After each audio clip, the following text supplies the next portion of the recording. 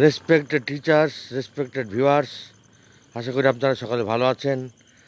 আপনাদের আশীর্বাদ, ঈশ্বরের পরম করুণায় আমিও ভালো আছি। বন্ধু, এই মুহূর্তে আপনাদের কী করণীয়, কী করতে হবে সেই বিষয়ে কয়েকটি কথা বলবো। আশা করি শুনবেন, পুরো ভিডিওটাই শুনবেন এবং সমস্ত গ্রুপে, ফেসবুক গ্রুপ, হোয়াটসঅ্যাপ গ্রুপে শেয়ার করে সকলের কাছে পৌঁছে দেবেন।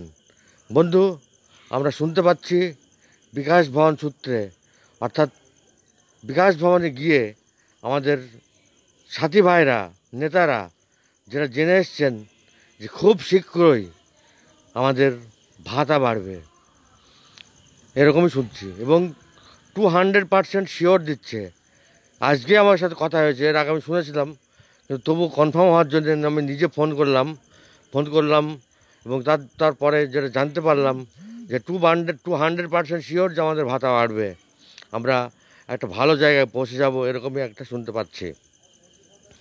কিন্তু এটা কি মুখ্যমন্ত্রী বলেছেন না শিক্ষামন্ত্রী বলেছেন?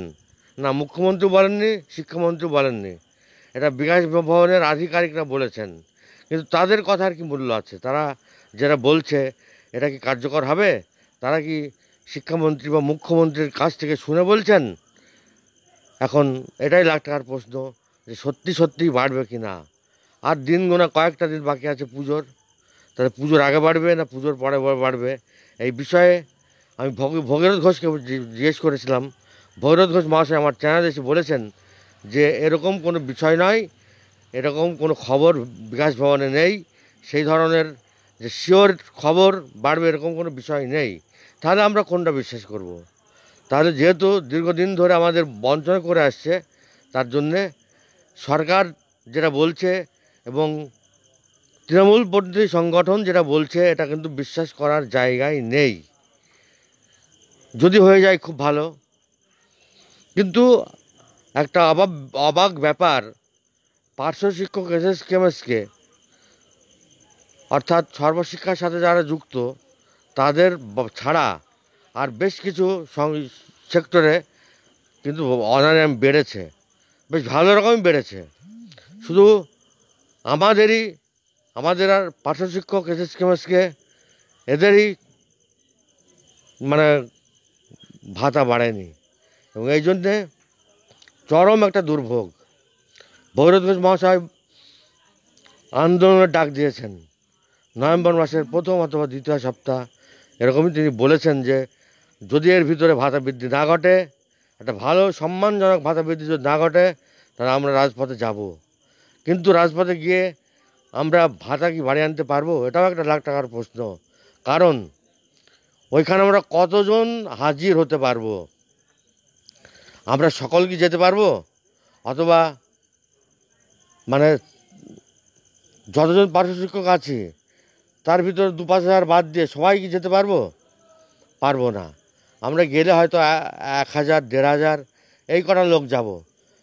45,000 শিক্ষকের জীবনের প্রশ্ন যেখানে, সেখানে এই কতজন মানে ধাপে ধাপে গিয়ে পরপর, কেউ হয়তো আজ গেল, আবার 2 দিন পরে গেল, আবার কেউ 2 দিন পরে গেল, এইভাবে গিয়ে হয়তো সকলেই অংশগ্রহণ করবে না। হয়তো 1,000, 2,000, 3,000, 5,000 লোক হয়তো যাবে না। তাহলে ভাতা বৃদ্ধি কি হবে? আন্দোলন করে কি পারবো? এটা হচ্ছে প্রশ্ন। আর আমরা সত্যিই কি আমাদের অবস্থার পরিবর্তন করতে চাই? এটাই প্রশ্ন।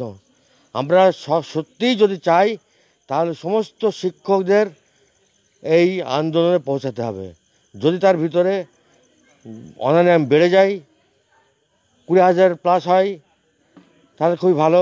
আর যদি না হয়, তাহলে আন্দোলন ডেকেছে নভেম্বরের প্রথম সপ্তাহ অথবা দ্বিতীয় সপ্তাহ, কারণ ডেটটা ঠিক হয়নি, তার আগে যদি ভাতা বৃদ্ধি হয়ে যায়, যেটা সরকারপন্থী সংগঠন বলছিল পুজোর আগে। প্রথম ডেট ছিল 5 সেপ্টেম্বর, সেটা পার হয়ে গেছে। এখন পুজোর আগে কয়েকটা দিন বাকি আছে।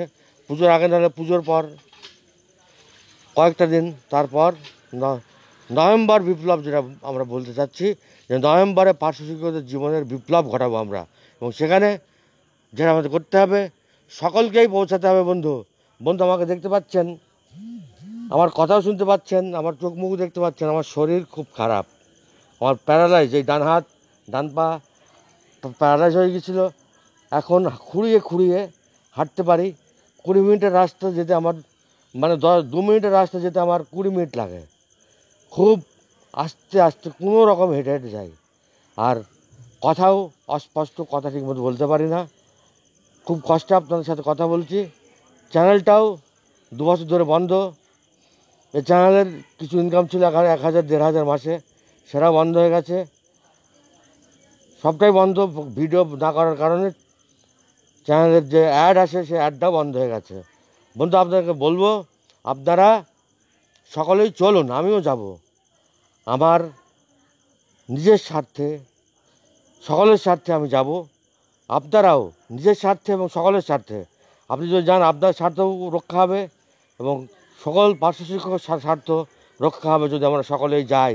সকলকেই যেতে হবে। একটা অসুস্থ লোক আপনাদের বলছে, আমরা যদি সকলেই যাই নিশ্চয়ই সরকার আমাদের দিকে যাবে। আমরা কোনো রাজনৈতিক দলের ব্যানারে যাব না।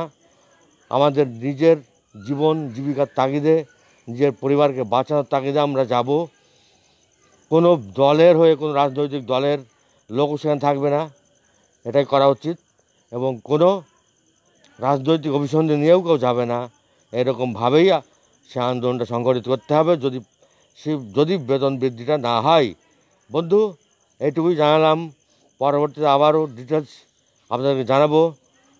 আগামীকাল আমাদের মিটিং আছে ব্লকে, আমরা সেখানে যাব। সেখানে নিশ্চয় কোনো সিদ্ধান্ত হবে এবং আপনাদেরকে পরবর্তীতে ভিডিও করে জানাবো।